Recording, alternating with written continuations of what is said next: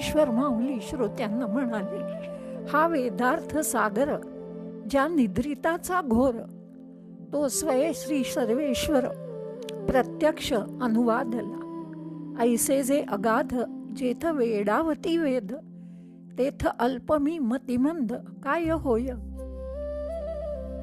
परमेश्वराच्या योगनिद्रेमध्ये म्हणजे सहज स्वरूप स्थितीमध्ये त्याच्या घोरण्यातून म्हणजे श्वासातून जो वेदार्थ सागर निर्माण झाला आणि तो प्रत्यक्ष कल्पनातीत आणि अतर्क्य अशा अलक्ष्य सर्वेश्वरांनी अर्जुनाला सांगितला.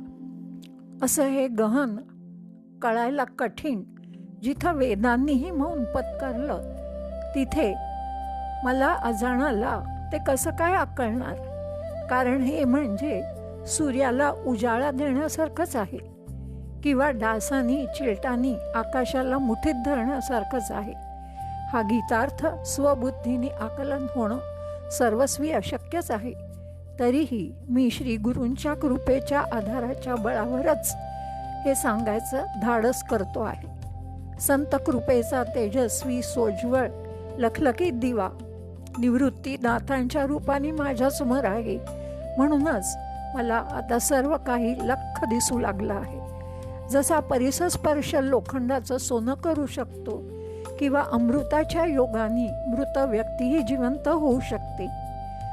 मुक्या व्यक्तीच्या मुखात सरस्वती बसली तर तोही पंडित होऊ शकतो.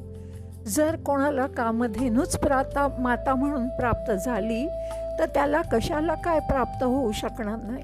त्याचप्रमाणे मला सर्व समर्थ अशी श्री गुरूंची कृपा लाभली आहे. म्हणून मी गीतार्थ सांगायला धडजत आहे. पुढे ते श्रोत्यांना म्हणतात, तरी न्यूनते पुरते अधिकते सरते करुनी घ्यावे हे तुमते विनवीत असे. म्हणजे ह्या काही सांगण्यामध्ये काही उणं वाटलं तर आपण पुरं करून घ्या आणि अधिक निघाल्यास गोड मानून घ्या, ही प्रार्थना मी करतो.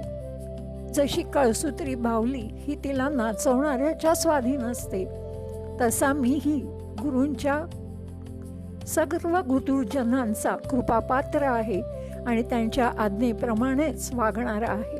त्यांचा निरोप या दूत आहे. आता ते त्यांच्या इच्छेप्रमाणे आवडेल तसे या लेकराला अलंकृत करतील. हे सर्व निरूपण ऐकून निवृत्तीनाथ म्हणाले, प्रसन्नपणे म्हणाले, आता प्रस्तावना विनंती नको ज्ञानोबा, हे सर्व आम्हाला माहीतच आहे.